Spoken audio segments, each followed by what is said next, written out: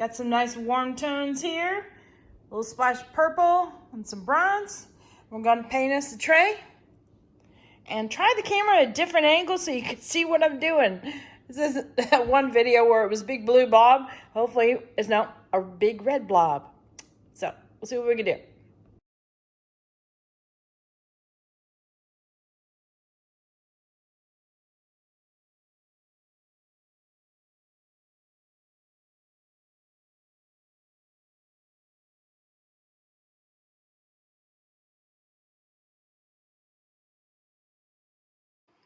Howdy Howdy, this is Clara Lawrence. As you can tell by my hands, I've been working with some acrylic paints. It's only going to get better from here.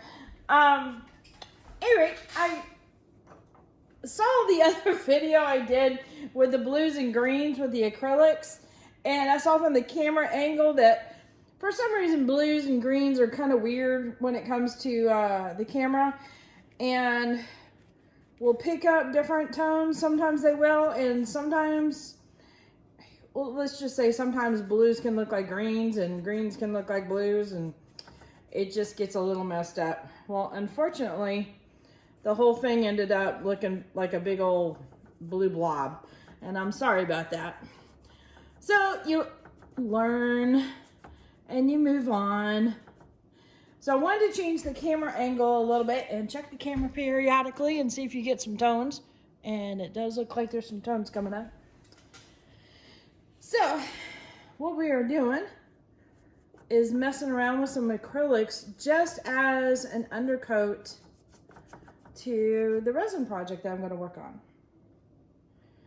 And I'm kind of doing a loose painterly kind of treatment right now. I work with some similar colors, so that way if they do like blend into each other, they'll all work together really well. And so that's why I picked out a lot of warm tones, and then that's my little pop of metallic. So I'll put the colors at the end of the video anyway. I'll do a screen capture on it. But if you've got different, say if you don't have the exact same kind of paints that I do have, and you've got your variations of these kind of warm tones, you know that they can work together very similar. However, if there's a certain one that has a special like metallic sheen and stuff, those will have a tendency to look very particular to that brand. Now, most of these are Goldens. There's a couple of Lumiere by Jacquard in here. And those are most of my acrylics that I use. Not all. I've got some craft paints too. But the Goldens are really high as far as pigments. So just to give you a heads up, a little goes a long way, which is why I've got little blobs here. But they are spectacular as far as color quality. And this is an easy way to create a background for a resin painting on top of it, and play with transparent colors or just things that are very light and accents. So for the most part, the process of painting goes pretty quick. However, the trim work goes a little slow. Just kind of like what you do when you're painting a house. That's why I always say it's like, you know, when it gets to the trim, you seem to slow down so that you can get that edge work done really nicely. And then the rest of it, you can pick up on the speed. Same kind of process. So you can see that I'm basically laying down color areas and then doing a little bit of blending between them. And like this area here, there's a lot of this that's already dry. So even by me moving the paintbrush over top of it, it kind of creates a dry brushing look to it. And so you'll get little streaks of solid color. And then the areas where the paint is still wet, it'll start to blend together. And it gives a very painterly kind of background. Remember those days that you go take portraits and you get the photographer that has the big painted gray background, and it has all these brush strokes of grays and such. And the reason why there are gray tones and black tones in there and little bits of white in there is that when they put a colored light on there, it'll color the background really nicely. So it takes on color really well. And so that one background, just by putting a sheet of, hang on, I'm doing an edge here, I can't talk. Okay. Somehow or another, talking kind of messes up with the line. I don't know. But what they would do is their camera lens, they would put a sheet of like a clear plastic, let's say a magenta color over top of the light, and it would project a magenta color, and it would change the tonnage on that gray background to a pink tonnage. So it would still have that painterly look to it, but it would be in pink tones, or you can swap it out for a green. So that way they had their really nice painted background, but use the light filters, those little plastic sheets, as a quick way to change out colors as needed for background changes. So it was an inexpensive way to change up stuff. All right, a little bit of edge of work there. And I can talk again.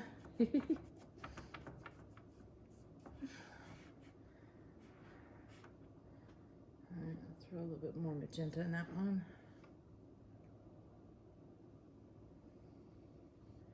As soon as I'm done with my edge work, I can put my plate down to the side and then get after this.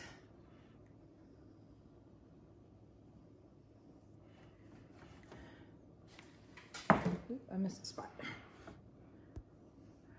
Now, if you got a wooden tray or any kind of item that you're wanting to do resin work on top of, and you're not sure about sealing it, this is a great way to seal the wood by using acrylic paint. And that way, when you pour the resin on top of it, it doesn't create air bubbles, because wood is very, very breathable. It's a very porous material, and so air gets trapped up in all the different areas of wood and such. So that's why it's recommended to seal up wood. Now these trays that I use do have like a thin coat of some kind of polyurethane or something like that, and I have found that I could just simply go and pour directly on top of it without prepping up for resin. So I cheat, and it works. So I'm okay with it.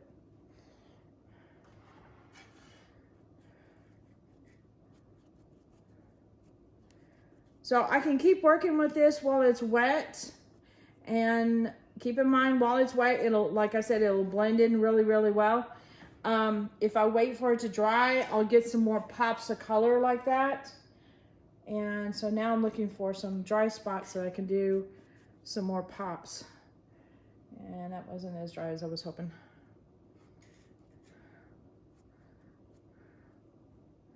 I'll just blend that in. Okay, I'm gonna let this dry for a bit and then come back to it and do some more pops of color.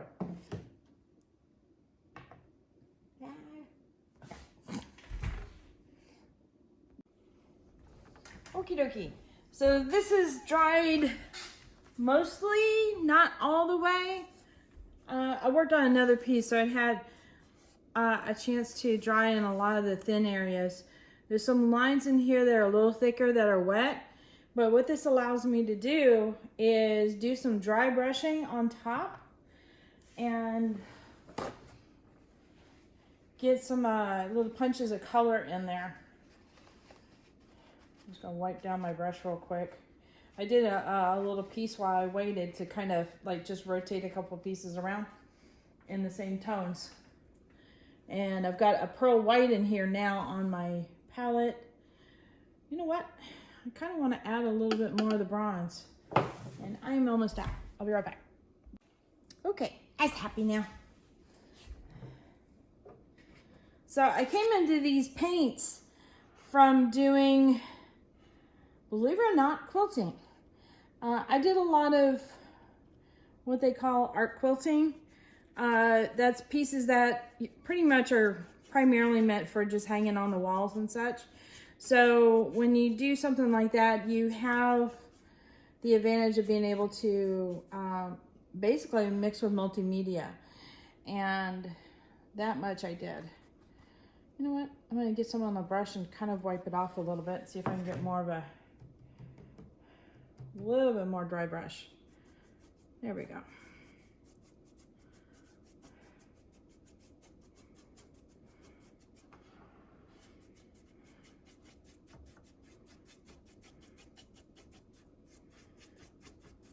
Anyway, so I painted designs on some of the material. And I really like the way the Lumiere had that metallic-y kind of pearlescent sheen. I always thought that was really, really pretty. Especially like on dark fabrics, it was ridiculous. It would just really go wah on the dark fabrics. That's a description. Wah. You know how it is when you start working with something and then all of a sudden it's like, oh, that looks really cool. That's kind of like one of those moments. All right. So see, when I added the dark purple before, when these guys were wet, they started blending together, so that dark purple almost led to like a really deep red. And that's okay. I like that. And I want to leave that in. I'm not trying to cover it up.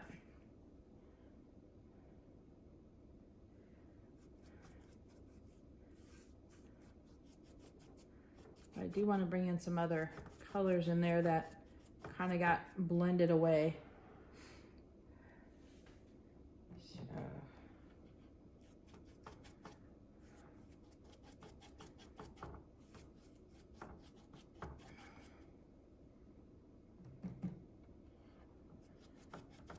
And you'll know when to stop. It'll be like just one of those moments, or at least most of the time you'll figure it out eventually, or you'll figure out really quickly that you should have stopped a couple minutes before. That's happened to me too. Still does.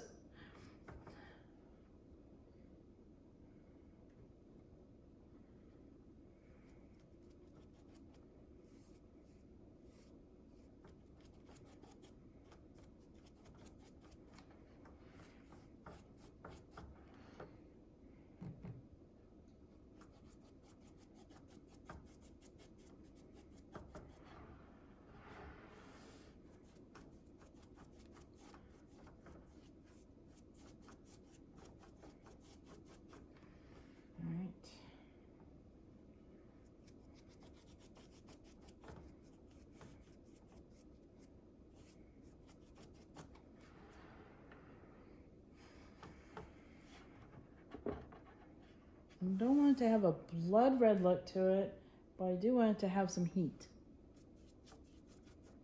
If that makes any sense. Hopefully it does.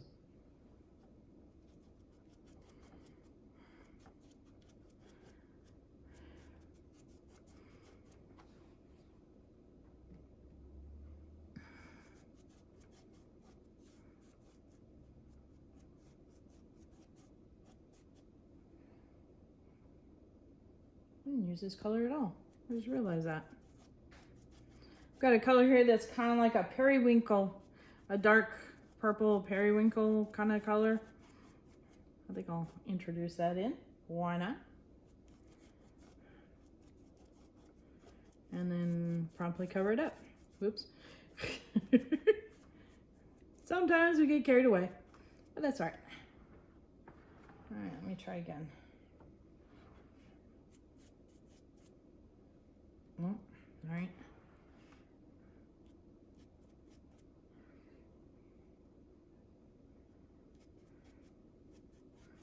There's a little pop of color in there.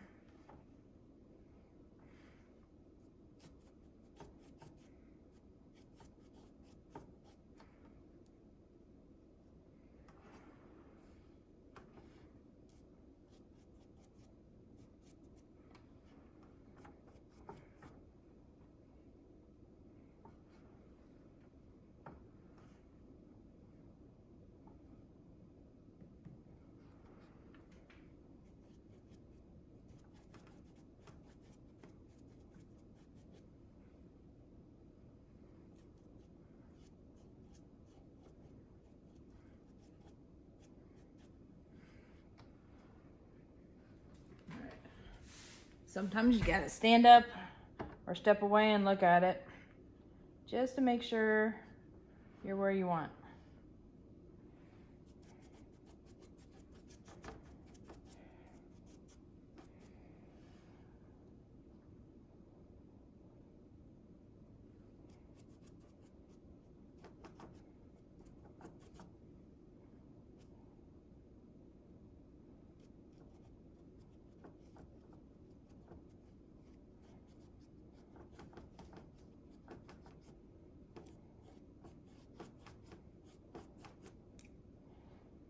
If I put any white in there, and I'm kind of okay with that. All right, I think I'm gonna leave it here. Yep, let me bring you in. Hopefully you can see a lot more of the painterly like background there. It's got a lot of shimmer to it. Just like pearly, like really shows up in the bronze color. So that'll be fun with the resin on top. All right, dry. Okay, this is ready for a second coat. Or I shouldn't say a second coat, but the next stage which is resin on top of that. Now I have a specific purpose in mind for this particular piece, so I'm trying to get to that type of look. However, I do want to show this. I've done a video, I don't know if it's going to be released before or after this one, but this has a second coat applied to it. And you notice the nice little swirl pattern. Now I'm not going to do it in white, but I'm going to do darker tones in the swirl, because I want to have some energy and movement going around. So we've got some violets and purples mixed up, and I do have some gold interference, and I'm going to throw that in there too. Now how I do this, it's really super simple. I'll be honest with you. Okay. No, let's not do that one. All right, so this is deep purple, which is a really, really rich, almost like a black purple if you want to call it anything. I'm just going to drizzle it around. In fact, I'm going to put more in one spot. I'm going to add some violet to this. This is a Color Passion color.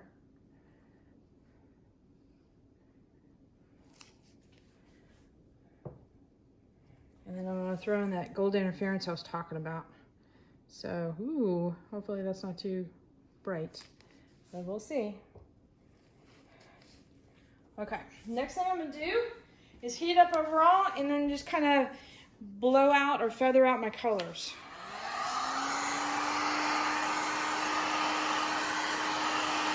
So I'm just kind of heating up my resin right now by moving it over gently back and forth. And then I'm going to put the pressure on with the blower and kind of move some colors around. And this is just to get it to feather out.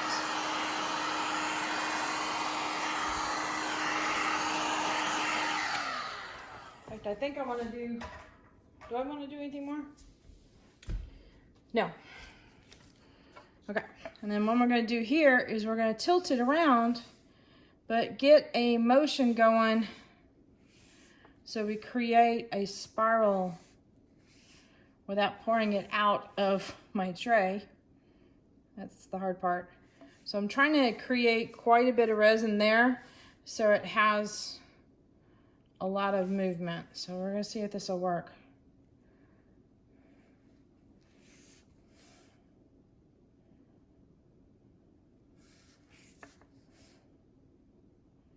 Sometimes it moves down with it, sometimes it moves overall the whole thing.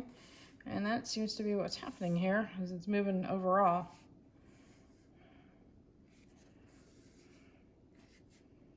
All right.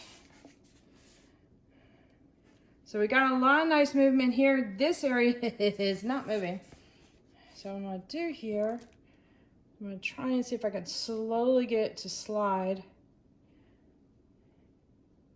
to the edge. And you see it's starting to move right there, but I'm trying to get this to move down. I gotta go fast where the handle is so I don't go out of the handle hole. Okay, let's see if I can get it to move down a little bit more. And the resin will go up on the edge. I'm not too worried about it because most of this is clear and this color is being dispersed throughout the clear, so it won't be really strong as far as colors wise. Okay. Sometimes you have a plan and sometimes the resin has a plan. Let's see, it's not cooperating with me. Behave. Okay. Let's see. I'm gonna do something different. I'm gonna go down the opposite direction here. The whole thing to slide over.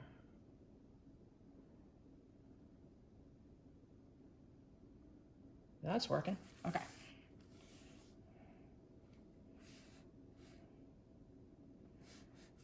Okay with a few spikies. I just want it to have some more motion to it than it is.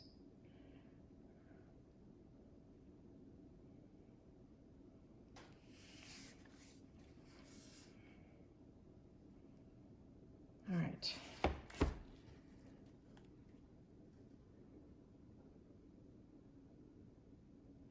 Let's see, is that gonna work for what I need?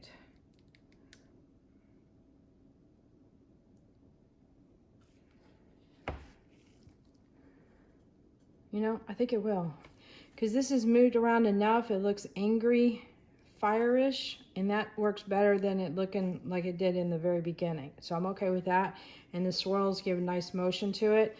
Now I realize this is kind of tone on tone, but that's what I wanted. All right, let me bring you guys in for a close-up. All right, bear in mind, this is a dark resin piece, which is gonna be filled with reflections. There's just nothing I can do about it. So I will try and tilt the camera this way and that. Okay. Actually, let me zoom in.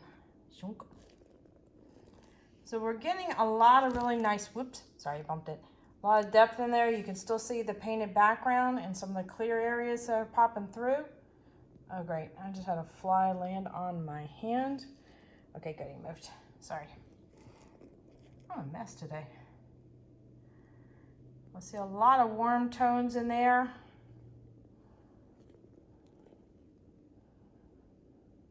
I'm liking that, the way it's just drifting over that painted area. So that's cool. This will be a nice background.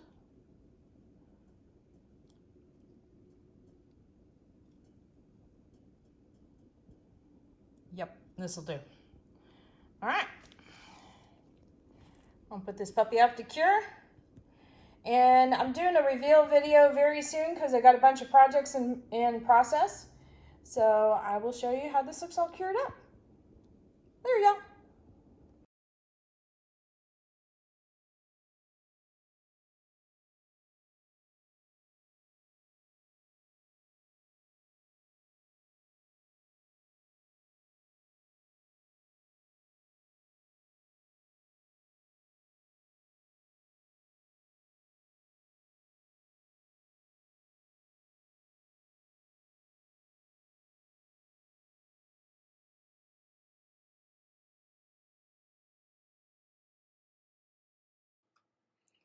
All right, so hit that like button, hit the subscribe button, but definitely hit the bell to get notified next time I put a video up.